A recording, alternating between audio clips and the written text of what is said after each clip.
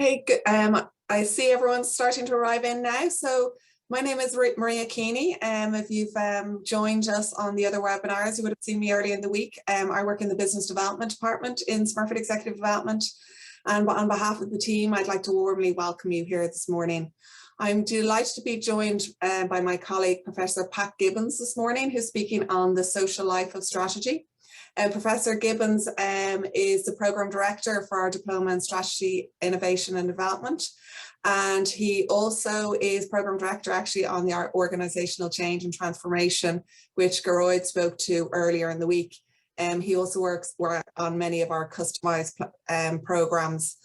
We'd love to hear your questions throughout the webinar today, so please put them in the chat and I'll ask Professor Gibbons throughout the webinar. I'll also be back at the end to discuss the strategy diploma in more detail for those of you who are interested in learning more. All right, so I look forward to seeing you all again at the end. Thanks, Pat. Thanks a lot, Maria, and good morning, everybody. And just echo Maria's welcome. Delighted to see so many of you attend the session. Just by way of personal introduction, I'm Pat Gibbons, and I'm the Professor of Strategy here at UCD.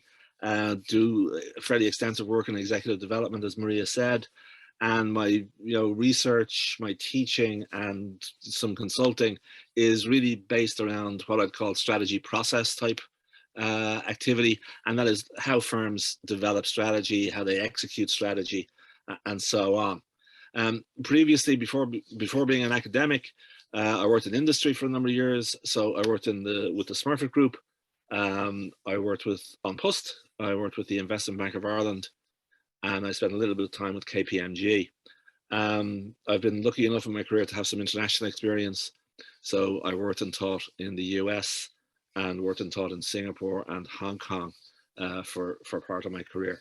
So, delighted to be here, and, sort of delighted to share with you, some thoughts and perspectives on the social life of strategy. And I just want, Maria was very kind to refer to me as Professor Patrick Gibbons, and of course my title is there and so on.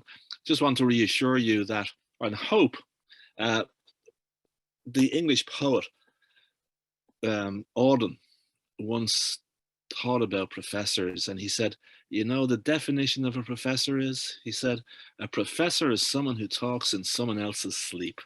So I certainly hope that doesn't happen this morning at this bright hour. So, unusually titled talk, the social life of strategy.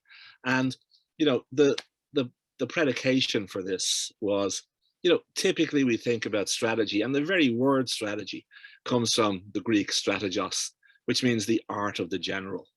And so, and also in addition to that, we think strategy, and rightly so, that strategy is really the domain of the CEO, that the CEO of the organization is ultimately responsible for the performance of the organization and therefore is responsible for the strategy of the organization. And so, and naturally the boards hold CEOs accountable for strategy. And so we tend to develop this perspective on strategy that really it's the CEO's responsibility, it's the art of the general, and the person at the top really sets the strategy. And whereas, I fully accept the responsibility that the CEO has for charting the direction and setting the strategy of the organization, I think like all social organisms, this can only happen through people and with people. So I'm often inspired by the quote of the Persian king Cyrus the Great, who said, it's important, if you're a leader, to have diversity in counsel and unity in command. So very important to get diversity of counsel, diversity of advice, but ultimately unity of command. And so what I want to do over the next 35 minutes or so is talk about what I would see as some, if you like, dichotomies in strategy that have a social dimension. And I refer to that as social dichotomies in strategy. So we'll go through some of these dichotomies and talk about them. And they're ones you've heard before, and they're ones that you guys are grappling with as you think about strategic problems as you think about strategy execution in your organization and as you think about strategy development in your organization. So what are some of these social dichotomies that we see? Embedded in that, there are some recent sort of social interventions around strategy, around making strategy in particular, that have emerged. And I just want to speak briefly to two recent papers that have come out about some interventions that we might want to think about in making strategy. And they're socially based. They involve people and how we manage people and how we get people together. And we'll share those two papers with you afterwards, after the talk. One of the perennial questions and challenges I'm frequently asked about is the, culture eats strategy for breakfast quote. So I want to give you my perspective on that. Since culture is very much a social phenomenon, how do the concepts of strategy and culture interact with each other? And more importantly, I suppose, does culture eat strategy for breakfast? And then I want to, round out my talk by talking about what are some of the social skills required in thinking about strategy. What are some of the sort of the personal social skills that are required for a strategy person, or a person who's engaged in strategy? And many of us are engaged in strategy, either at the formulation stage or the execution stage. And finally, Maria will come back, and Maria and I will have a conversation about strategy at Smurfit Executive Development, and particularly the diploma in strategy that I lead off on. And I'm happy, of course, to answer any questions. Now, speaking of questions, as you can see, there are sort of layers to my talk. There are sort of action points and transitions in my talk. And feel free to contact Maria with questions, and she'll convey them to me. And I'll probably take questions as we go along, in the sense that there are certain transition points in the presentation. At each transition point, I'm happy to answer some questions, and naturally any overall questions at the end. So that's the approach we're going to take. That's what the talk is about. So what are some of these social dichotomies? Okay, and I've listed some out here, and these are ones that frequently raise questions in people's mind. So the formulation and implementation dichotomy.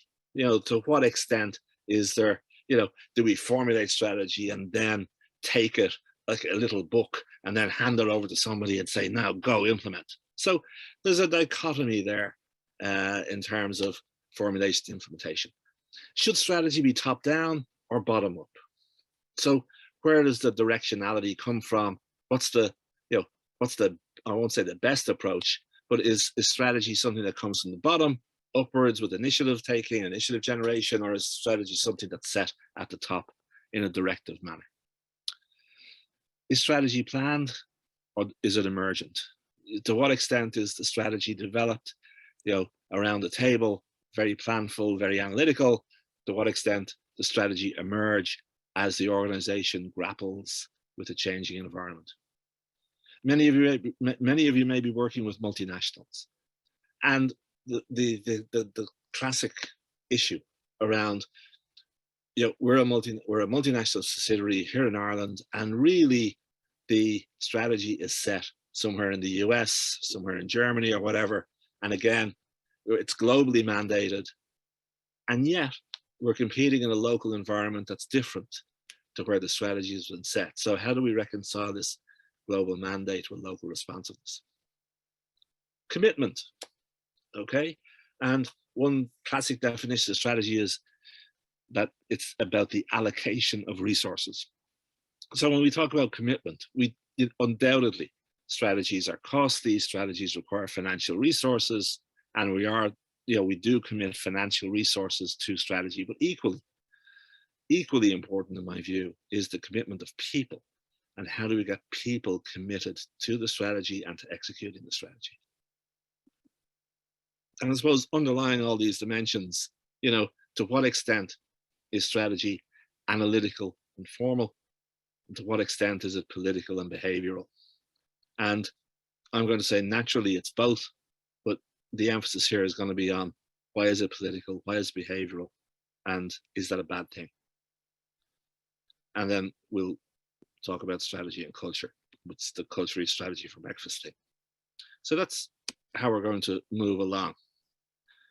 One paper that I've come across recently is a user's guide to open strategy, and we'll share this with you after the event. But I think it's interesting because they talk about strategy being developed in, and this is, you know, in 3 distinct phases.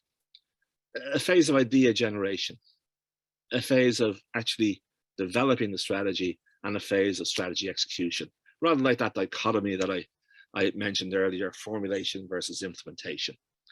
And I think in the paper, what they try to get across is, to what extent do we perhaps use outsiders, people outside the organization, in developing our strategy? And that's sort of counterintuitive, because we think, you know, strategy is very important to the firm. Strategy surely has to be highly confidential. Strategy surely has to be kept tight within the organization. And yet they raise the challenge of how might we engage a broader variety of people inside the organization, and sometimes even outside the organization, in strategy. And they take it in 3 different phases. So they say at the idea generation phase, when we're really trying to get ideas for initiatives, you know, that really can benefit from a large crowd. That really can benefit from engaging a broad swathe of the organization.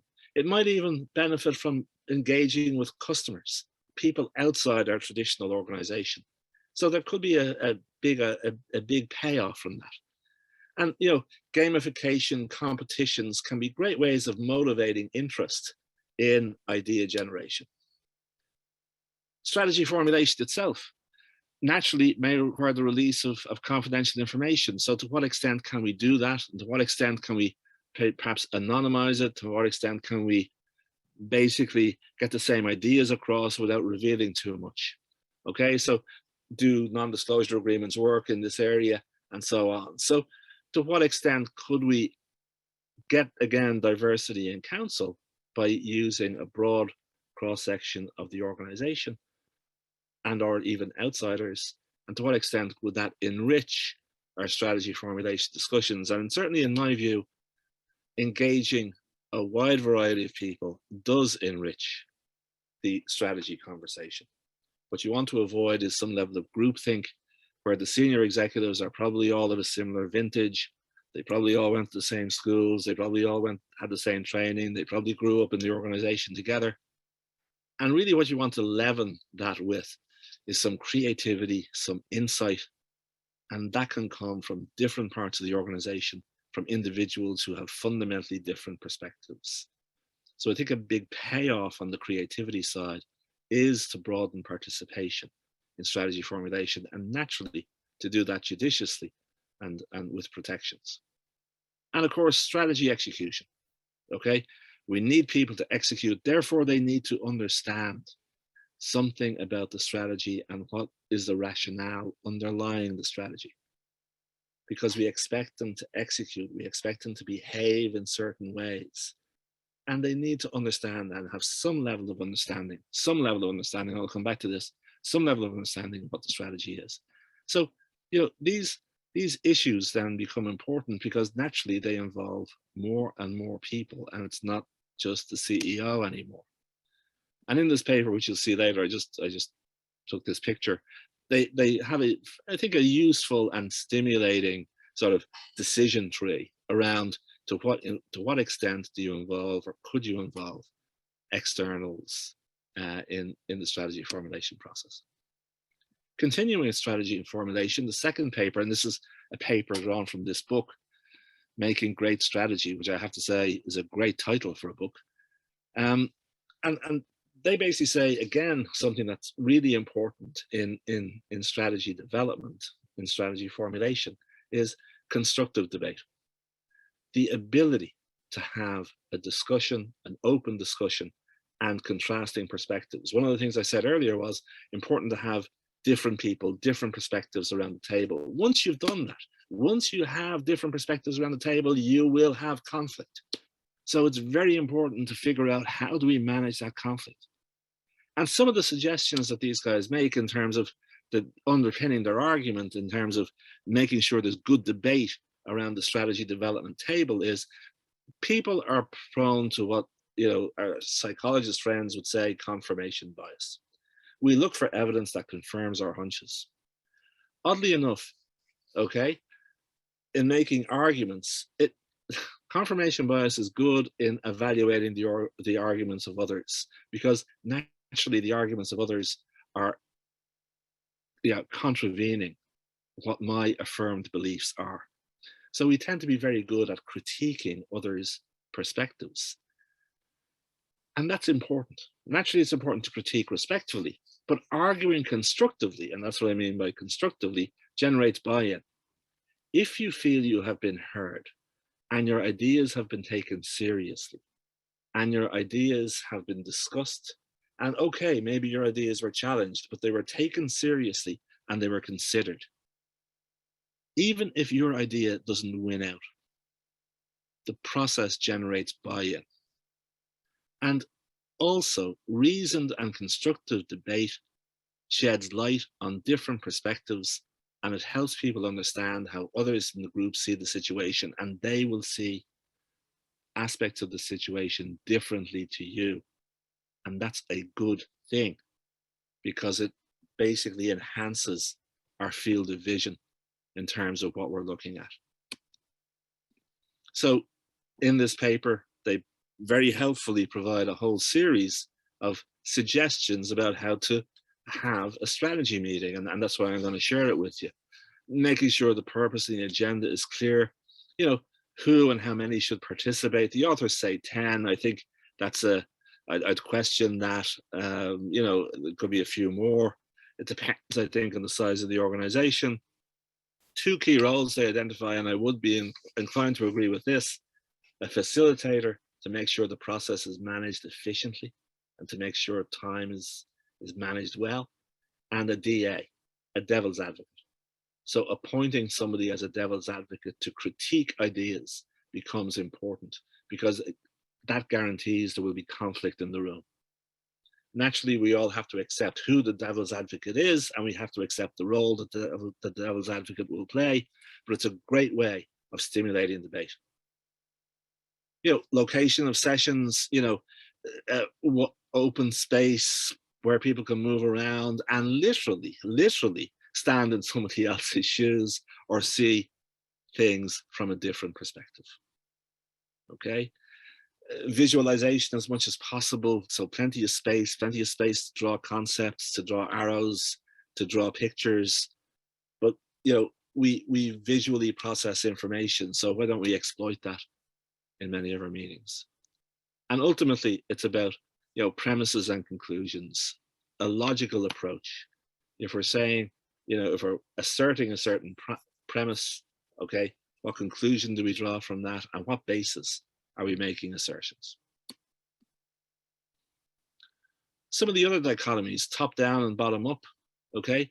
So to what extent is strategy induced, and to what extent do we want to encourage autonomous behavior? This is a choice that's going to be different in your organizations, but I think it's a very important choice, because typically top-down approaches are very much about exploitation. In other words, we have a set of capabilities. How do we exploit them in the particular marketplace? It can be really important in an organization to build a culture of exploration. What's our next trick? We know that advantages are not sustained forever. We know we need to explore, and we need to stimulate people to generate ideas. We need to stimulate people to explore areas, new areas of business, new product areas, new service areas, new geographies, new distribution channels. So the organization should be continually exploring around that. So in that way, I think strategy needs to be both top down and bottom up. There needs to be a tension between the top down and bottom up approaches. Yes, of course, we need to exploit our capabilities. Yes, we need to deliver results. Yes, we need to make sure that our shareholders are happy. But we also need to make sure that we're around in the long term and the medium term. And that can only happen if we're exploring because, as I said, advantages are transitory. We need to be exploring new areas, new endeavors, new areas of competition. Globally mandated and locally responsive. Okay, again, many of you are in globally mandated situations. The trade-off there is you're facing local champions who are locally embedded. So they may not be multinationals, they may be local companies that are competing aggressively against you. So it's important to, if you like, make sure, yes, we're acting somewhat consistently with the global mandate, but we need to compete domestically against local competitors, and there are local institutional practices that may not be considered at global headquarters. So really important to make sure that our strategy locally makes sense for the local environment. The other thing about multinationals is they're a great source of learning. And so initiatives taken in some countries can be transferred to other countries. Successful initiatives that are operated in some countries can be successfully transferred to other countries. So actually acting as a multinational or having multiple locations is, to follow on from my earlier point, it's a great source of exploration. It's a great source of testing things. It's a great lab to test new ideas. Commitment. And I'll go back to something we said a few minutes earlier. So yes, we need to commit resources. We need to commit financial resources. We need to put our money where our mouth is. But the other aspect of commitment is surely equally important. And strategy as a vector for individual and collective effort. And what I remember about vectors is they have momentum and direction. Okay, so, and I like that word vector because it suggests that we know where we're going and we're committed in terms of momentum to achieving that. And so one of the vehicles to do that in every organization is to make sure that the purpose, the mission, vision, and values of the organization are A, well understood throughout the organization, and secondly, lived authentically in the organization. My own view, it's vitally important that people know the purpose, mission, vision, and values of the organization, because ultimately they define two things. First of all, they define the direction that we're going in. And secondly, they provide motivation. If we're living our values, then we know what is truly valued in this organization. And we see that the organization puts something behind those values, provided they're sincerely held. So vitally important that at a minimum, everyone in the organizations knows the purpose, the mission, the vision, and values of the organization, and that these are communicated and transmitted regularly, that management acts consistently with these values, that management acts consistently with the mission, and the mission and vision are a guide to decision-making in the organization. Whatever else we communicate about strategy is going to vary with confidentiality and so on, but at a minimum standard, mission, vision, and values, absolutely essential, because we want to guide the direction and behavior of individuals in the organization. Final little chart in this section, political and analytical. So I just want to speak to the analytical. Strategic decisions, we need to make them, we need to have good data. We need to have good frameworks to make them, because they're big ticket decisions. They involve extensive commitment of resources and high opportunity costs. They set the company on a particular path that's usually hard to reverse. They set a precedent, they tend to be future long-term oriented, and they influence the competitive position of the firm. But the last 3 points I think are vitally important when we talk about the social life of strategy. First of all, they require judgment as opposed to computation alone. And what I mean by computation, if we're buying a photocopying machine or something, we can make that decision by computation. We can figure out the 3 photocopying machines that are available to us and calculate the cost and calculate the speed and so on, and longevity. And we can really make a good decision by computing the variables, the parameters, and coming to which one is best. Strategic decisions are not like that. So they require judgment. And because they require judgment, they are vehicles to play out competing values and preferences. And these competing values and preferences may be sincerely held and are frequently sincerely held. So for instance, I've been a member of a management team where, you know, some of my colleagues, come from a more marketing or sales perspective, and their mantra is, get more customers, get more sales. And that is very sincerely held. And that's how they see the organization moving ahead and progressing. Others, perhaps more profit oriented, more cash flow oriented, are saying, yeah, more sales, but let's think about the EBITDA percentage of each sale, and let's be careful about just what types of sales we're making, that every sale is not the same. Equally valid argument. And so strategic decisions are arenas to play these out from well-intentioned, well-meaning people. And so hence politics arises, because naturally the factions, if you like, the different parts of the organization, the different constituencies, see with good reason and with sincerity that my approach is best, my approach is better. Unfortunately, everyone thinks that. And so these are vehicles, strategic decisions are classic vehicles for playing out competing values and preferences, and that tends to manifest itself in some level of political behavior. And eventually what I want to get to in this class, in this session, is to say that, okay, we tend to have a negative view of politics, but actually politics is ubiquitous. We can't escape it. So let's live with it. So, Maria, I'm not sure whether there's any questions. Yeah, there are some here, Pat. I'll just go through maybe one or two before you move on. Yeah. There's one here from Sarah. What is the board's role in strategy, and is it important to have diversity on a board? So I'll take it in two parts. For the second part, I think there's absolutely essential to have diversity in the board. Diversity in terms of demographics, for sure, but most importantly, diversity of thinking, cognitive diversity. That the board's role is to make sure that there is an appropriate strategy being pursued by the company. And so the board's role in strategy is to assure itself that there is an appropriate strategy being pursued by the chief executive. The board has probably appointed the chief executive, and certainly the board has the right to fire the chief executive. And it has the right to fire the chief executive if they don't think the strategy being developed is appropriate or the strategy being executed is appropriate. So the board's role in strategy is one of approval, approving the strategy.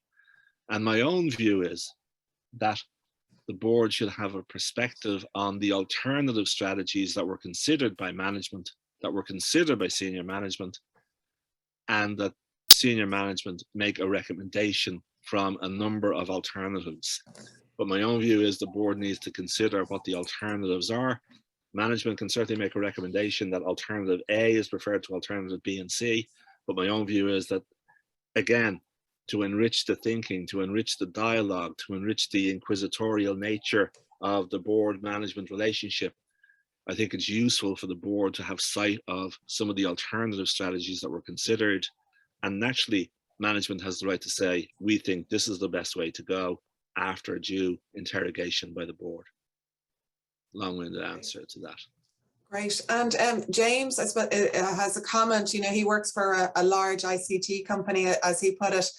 And he said, just to the nature of the organization, there's no diversity of thinking because everyone is coming from the same background and has been in the company for a long time. So how do you get that diversity of thinking without hiring consultants in? Yeah, so great. Another great question. I think, and this is where one of the readings might be helpful. I think sometimes, and it may sound counterintuitive, but we may want to invite people in who are not part of the organization at certain stages as we think. So maybe at the idea generation stage, maybe at the stage where we're thinking about how the world is changing around us, to get people with what I call remarkable people who will make a remark that stimulates our thinking in a different way. So it may be appropriate, depending on the organization, it may be appropriate to consider, how do we get outside people in? Not consultants. I'm not proselytizing consultants. I'm not saying you need consultants, but they may be colleagues, they may be customers, they may be suppliers who have a perspective on our industry and how it's evolving. And that may be important. Is Great, that okay? thanks. Yeah, Sure. and I actually, Pasha, that's one of the things that people who come on the program say as well. You know, especially if you've worked in an organisation for a long time, it's great to get into the classroom with peers from completely different organisations and It's a have great very different opportunity. conversations. Different conversation, friendly atmosphere, non-competitive, and so you really get a different perspective on the challenges that you may face, that your industry may face, by talking to people in different industries that are on a different path of evolution.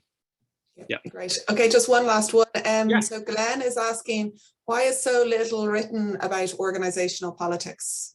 I think partly, and I'll come on to politics in a few minutes. I think partly because it's seen as a somewhat tacky type of subject. There is a body of work on it, but I think we make an immediate value judgment about political behaviour, that we don't want to know about it. We think it's icky. We think it's inappropriate in some way. I have a very different perspective, and I think political behaviour is ubiquitous. So the more we know about it, the better. And what I'm going to try and do at the end of this talk is maybe give some signposts about thinking about this. Okay. Thanks, Pat. I'll hand it back over to you then. Thank you. And just a few more minutes. Okay. I'll skip along here, and I'm not going to go through everything. Culture eats strategy for breakfast. Okay. So this is always a mantra that I hear. I put down here, it's attributed to Drucker, but I've yet to find a citation in Drucker where he says it. And I think it's an unlikely utterance, okay? It's an unlikely utterance because it's a sweeping statement. And Drucker's writings, it doesn't tend to make very sweeping statements. Culture is vitally important, vitally important. The culture of an organization is absolutely critical. And the culture, you know, the simple definition of culture is how we do things around here, the common set of assumptions and values that we have. And strategy is about how we compete and achieve our objectives. So they're very separate constructs, they're very separate ideas, but they are related. They are related. And, you know, we can think about culture as being weak or strong. You know, to what extent is the culture very strong in an organization? To what extent is it weak in an organization? And, you know, you'll see the slides later, but, you know, I have, you know, I developed a little table to think about. If the strategy is right and the culture is strong and it fits the strategy and the strategy fits the culture, yeah, happy days, we have success. Most other combinations, though, are less successful. Strategy, it's very hard to correct the wrong strategy. If you're following the wrong strategy, it means you're addressing the wrong market, you're competing in the wrong way, you don't have an advantage. So it's very difficult to see how a culture will turn that around, okay? And so culture is vitally important in terms of how we execute and even how we conceive of, how open the culture is, how open it is, how open we are to outsiders, how open we are to ideas, how open we are to exploration, how risk-taking we are, and so on. These are all critical variables that really impact strategy, that really have a profound impact on how we develop strategy and how we execute strategy. So culture is absolutely critical. But my own view is both are critical. And I wouldn't like to privilege one over the other. It's vitally important to get the strategy right. And it's vitally important, if we can, to design what I would call an adaptive culture, a culture that is open, that is innovative, that is experimental, that is risk-taking, and that is performance-oriented, that delivers results.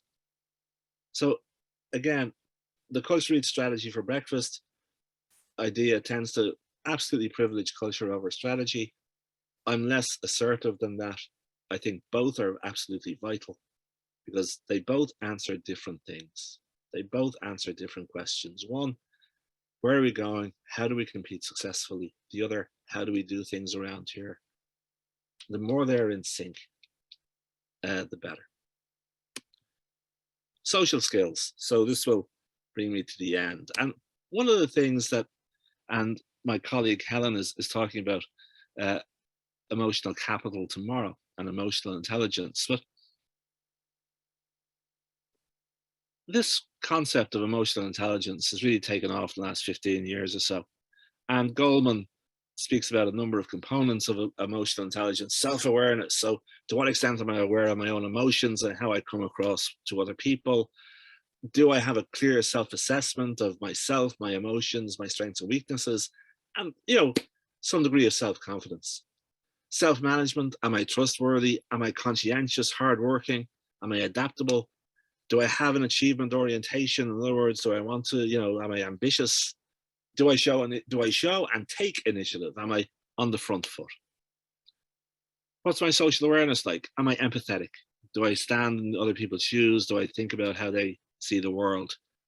Naturally, do I know how to navigate the organization? What's my level of organizational awareness? And do I have a service orientation? Do I go above and beyond to help people, to help customers, and so on? Other social skills. Do I have good leadership competencies, visionary? Do I have good influence skills? Am I good at developing others? How do I communicate? How do I handle conflict? How do I build bonds with other people? And am I good at teamwork and collaborating with people? The question earlier about political skills is interesting because I do some research in the political skill area and so on among managers, not politicians. And what's interesting to me is when I look at this set of competencies, if we call them that, interpersonal competencies, and we look at what we know about political skills, then there are certain parallels. So, trustworthiness. In the political skill literature, believe it or not, there's a concept called apparent sincerity. Now that sounds, apparent sincerity. What apparent sincerity means is that you are sincere, you are sincere, but you also appear sincere. So it's not projection, it's not lying, it's not subterfuge. You are sincere and you project sincerity. So you come across as sincere. And you come across as sincere because you're authentic, you are sincere. Social awareness. The political skill literature has a concept called social astuteness. To what extent can you weigh up a social situation? Interpersonal influence is a key political skill. To what extent can we influence other people? And naturally, in order to influence other people, you need to build a network. You need to be able to connect people together. And that gives you some level of power, if you like, because you're making connections among people for good, for a good outcome. I'll take it further. Jeffrey Pfeffer, and if you're interested in political skill, I'd look up the word Jeffrey Pfeffer, P-F-E-F-F-E-R. Okay, he's the reigning sort of king of political skills. When I looked at Pfeffer's writing, and I've included the 4 political skills here, as well as what Pfeffer says, is important to develop political skills. And suddenly I see a lot of similarity between emotional intelligence, which we all like, we all think is warm and fuzzy and good, and political skill, which we think is icky. Okay? So what I'm trying to juxtapose here are that many of the things that we associate with emotional intelligence, which is always seen as universally good, are in fact critical political skills. And so we do need to operate, I'll say, behaviorally astutely as we're developing strategy, as we're implementing strategy. And many of the skills that we'd associate with politicians or people with high degree of political skill, we also associate with people with a high level of emotional skill. So again, my view is, we tend to think about political skill or politics as being self-serving. If we relax that for a moment and think about political skill, I sincerely believe this is the best way to go, and I'm going to argue for that. I'm going to try and advance that cause. That's an important skill to have. I'll leave it at that because we have some other agenda items to get through. So, Maria, I'm not sure there's any. Yeah, there's a couple here. Just one here from Catherine, who's asking about managers who are promoted because of the success in their functional or technical roles. Yeah, don't necessarily have the social skills that you've outlined. Yeah. So, and I think one of the very important things as one moves through the organization is to develop, the in other words, the personal leadership development, and that is to develop social skills. I think one of the things that as one moves up the organization, one uses more conceptual skills, and potentially you're dealing with broader networks of people. So you need conceptual skills to sort of think about ideas in the abstract and operationalize them. But you also need, I'll say social skills, to use it broadly, because you're coming into contact with more customers, more suppliers, more people within the organization.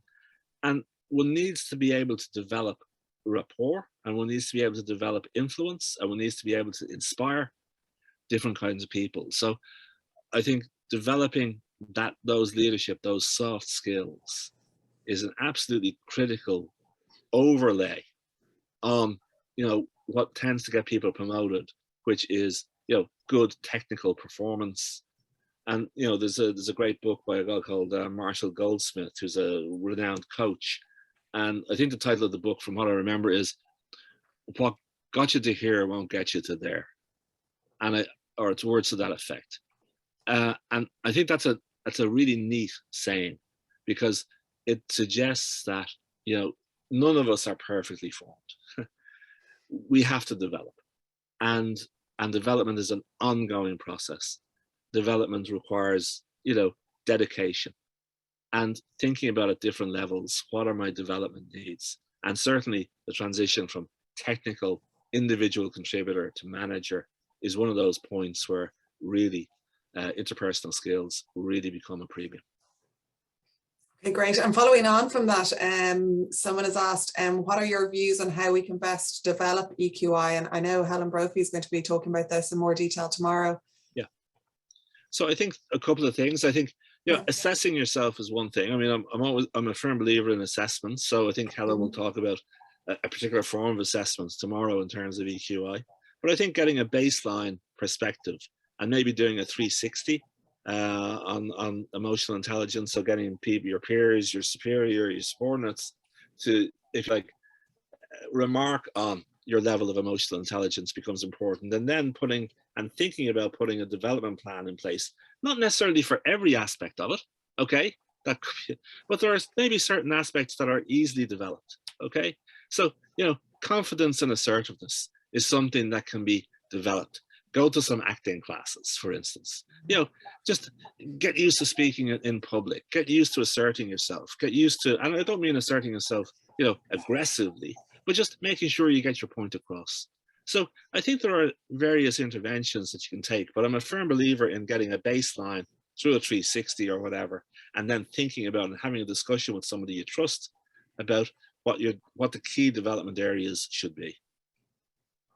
Great. And Richard is wondering, does political skills get a bad rap because it's too associated with Machiavelli type politics and hoodwinking people? Absolutely. Okay. Political skills gets a bad rap for precisely because of what the questioner asserted. It's associated with Machiavellianism, that the end justifies the means and so on, that it is sort of, pushing people out of the way and so on. And, and that's really not what I'm talking about. What I'm talking about is the ability to navigate an organization. And all organizations are political for the reason I said earlier. Even in a profit organization, we know the ultimate objective is profit, but how to get there is interpreted differently and sincerely by different people. So, there will be politics. So we have to learn how to live with that. And we have to develop our skills in managing in a political environment. And so I think we should accept that.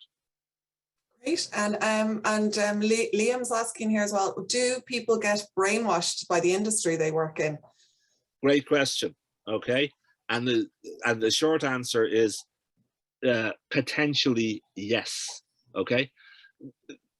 A number of years ago, there was a study done, and the title of the study was Industry Recipes. Okay. And they used the metaphor of recipe because basically a lot of the competitors in the same industry were basically using the same approach to strategy, the same strategy even. That there was amazing, sort of similarity between the strategies that were being pursued by everyone in the industry. And so, yes, industry tenure, spending a long time in the same industry, you tend to see the same things come over and over again. And there tends to be there can be certain similarities in the strategies followed by industry players. And so again, I think what's underlying the question is, it can be really important to be able to step outside your industry, to be able to step outside and get different perspectives on how different industries are evolving and ask yourself, could this happen in my industry? Great. And one last question then. Someone's asking, how about coaching? Good point. I think in terms of personal development, I think there's an array of interventions that are possible. Okay, so I spoke about assessment and having somebody who you trust talk that through and think about your development needs. Naturally, coaching is another intervention. Mentoring is another intervention. So having a mentor within the organization can be really important. So my differentiation there is a coach tends to be non-directive and teases out with you what you want to do. A mentor may be, a bit more interventionist and may suggest maybe you think about this and this, and a mentor could be within the organization. I always like this idea of a board of directors and having a personal board of directors. So if in thinking about your development, who would be on your personal board of directors? Okay, who are the people who would be on that personal board? Some of them could be coaches, somebody could be friends, some of them could be mentors within the organization. But I think it's important to build that personal board of directors. And the board of directors in a company is there to challenge and to support. So I think that metaphor is good because it enables us to think about who are the people who are going to challenge me and who are the people who are going to support me in my development. Great. Thanks so much, Pat. I think that's a good place to finish. There's lots of comments in the chat as well about how much they enjoyed the talk and they're interested in finding out more about strategy. Delighted. So a good moment to those who are interested about the diploma in strategy. Sure. Yeah. So move on to the next slide there. That'd be great. There you go. Thanks, Pat. So as I said earlier, hopefully this talk has given you an insight into what you'll learn on the Diploma in Strategy and Development and Innovation. It's a level 9 diploma awarded by UCD, so it's a standalone diploma, and it's taught over 6 two-day modules, so it's really designed to fit in with your busy working lives. What happens is you'll be given pre-reading before the module, so you're expected to come to the module prepared. And it's taught through the case study method. So you'll be given case studies to read in advance of the module, and then you'll go through the case studies within the module. We only have 30 in each class, and this is because the class is very experiential. So there's a lot of group discussion and being broken into groups within the classroom to discuss the agenda. It's 9 months altogether, so you're in for your module every 6 weeks. And our next intake is starting now on the 24th of March. The Diploma in Strategy and Innovation is also part of our MSc in Business Leadership and Management Practice. And that's where you can do 3 diplomas out of a choice of 8. So it's really good for people in their career to kind of pick what suits them most in terms of progressing their career. So what we normally say to you is start with the one that is of most interest to you. And then you can pick the other 2 as you go along and really, I suppose, customize the masters to your own needs. I see just a question coming in there from Catherine. Are there pre-module assignments? Pat might be better answering this one, but they're on strategy. Yeah, on the diploma in strategy, yes. I beg your pardon. Yeah. There can be. So it Yeah. depends on the module. So for instance, I teach a couple of modules on it, and there is a pre-module assignment in one of them. There isn't a pre-module assignment in the other. So there's typically, an assignment to do, but most of these assignments are, they tend to be related to your work. So they tend to be about how it translates some of the concepts we've discussed to your situation. So that's the philosophy behind much of the assignment work. And it's a heavily case-based course, but the reason we use the case method is because it allows everyone to have a perspective. We put you in a situation where you have to make a decision, you have to make a recommendation. And actually, different people are going to see different things. And that enriches the discussion enormously, enriches the insight, as well as hopefully some insight from the lecturer. Great, thanks, Pat. And there's what are the objectives of most of the people who come on the program, Pat? Yeah, I think are they sort of writing their strategy internally, or I think what tends to happen is that people are moving up in the organization, and there may be a strategy development intervention happening where we're thinking about a new strategy, we're thinking about revising our strategy, we're thinking about. So I think there's a large cohort of the group tend to be in that sort of situation where we're about to embark on a strategy exercise. I'd like to know more about it. I think that's one group. I think there's another group though that want to enhance their contribution at senior management level in a more general way, and I think that's an important motivator as well. As you're moving up the organization, you want to have different types of conversations with senior executives, with your colleagues, and so on. And I think the diploma in strategy helps us develop argumentation, develop words, develop concepts, develop techniques that help us have deeper, richer, more meaningful conversations at a senior level in the organization. And I think that to me tends to be the primary motivation for many people coming on the program.